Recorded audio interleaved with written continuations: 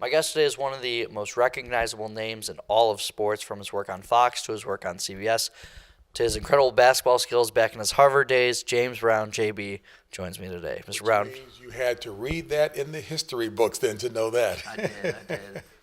So, Mr. Brown, first off, welcome to Bowling Green State University. Thank you, of course, for being here. What is your first impression of BGSU's campus, and how does it compare to everything that you've seen so far?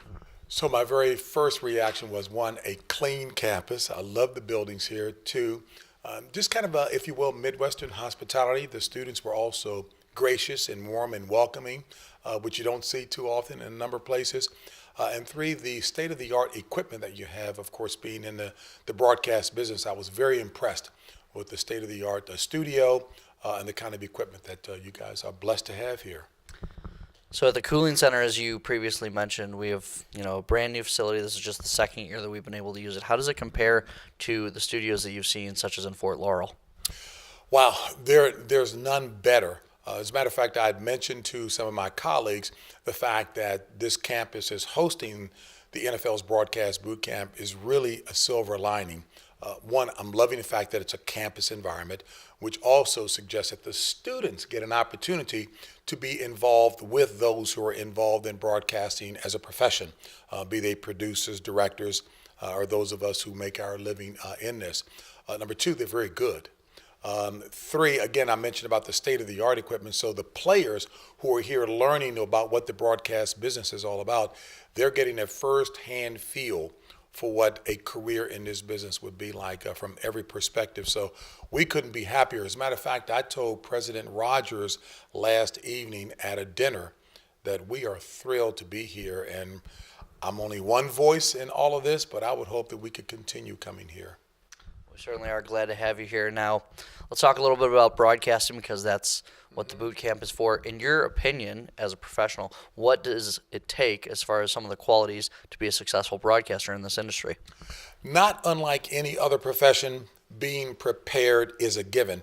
I remember many years ago, Leo, when I was working in corporate America, in this case with Xerox, we had an executive come and talk to us about understanding the objective and subjective criteria for success in a corporate environment.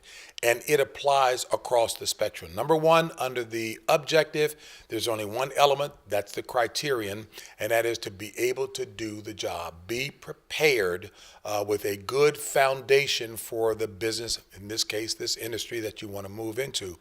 On the subjective side of the ledger, there are a number of things, a few of which are very important to internalize.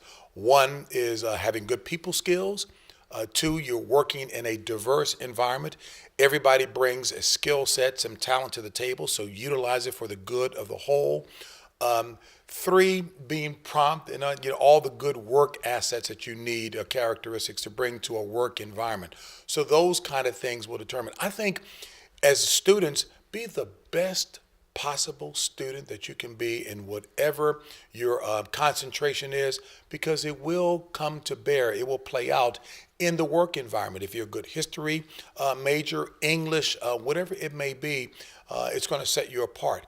But I guess if I could underscore one element under that subjective criteria, it would be that learning never stops. Just because you graduate, your education doesn't stop. It should be ongoing, because in the work environment, that will set you aside as being somebody who is always prepared, who is, if you will, a go-to person.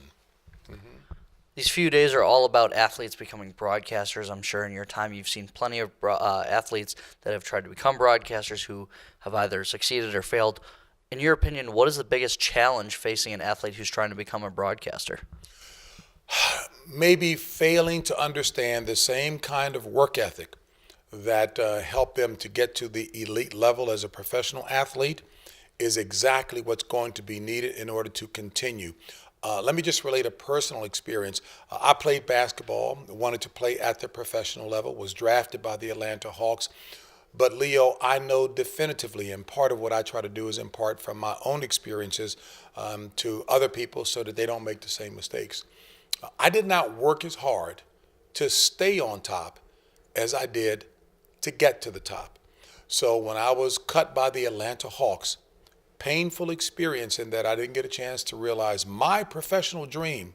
But the only person I had to blame was me, because I knew I failed to apply the same kind of work ethic all along the way as I did when I got to the top. So that would be the one caution, the one bit of encouragement I would give them, to never get complacent and to take it for granted. It is always a continuing growth. My high school basketball coach probably said it best. There's no such thing as standing still. You're either getting better or you're regressing. There's no neutral. What advice would you give to young broadcasters like myself who look up at you and they see the accomplished career that you've had and they say, well, one day I'd like to be on that level? For me, it was the advice I got from an executive producer many years ago who said, if you want to make a career at this and to be able to last, be versatile, be able to do a number of things. For me, that meant learning how to be a good sideline reporter, how to be a play-by-play person, how to be a studio host, and also being conversant with all of the issues of the day in the world of sports and outside. And that was sage advice, Leo, because it has come to pass, which enables me to keep my intellectual curiosity in what I do, which is palpable when I'm on the air, that I enjoy what I'm doing. And in addition to doing sports, I'm truly thankful to be a special correspondent for CBS News. The key there is that if you know how to be a good reporter, you understand the mechanics of being a good reporter, a good host, it will translate across the spectrum, whether it's news, whether it's sports, whether it's entertainment, etc. Last question for you, JB. You've often said that it is important for athletes and for people in your position to use their platform to speak up on issues. You often talked about the domestic violence issue in the NFL. How important truly is it for people in your position, athletes and coaches, to use the platform that they've been given to talk about social issues? Social issues are a reality of the day.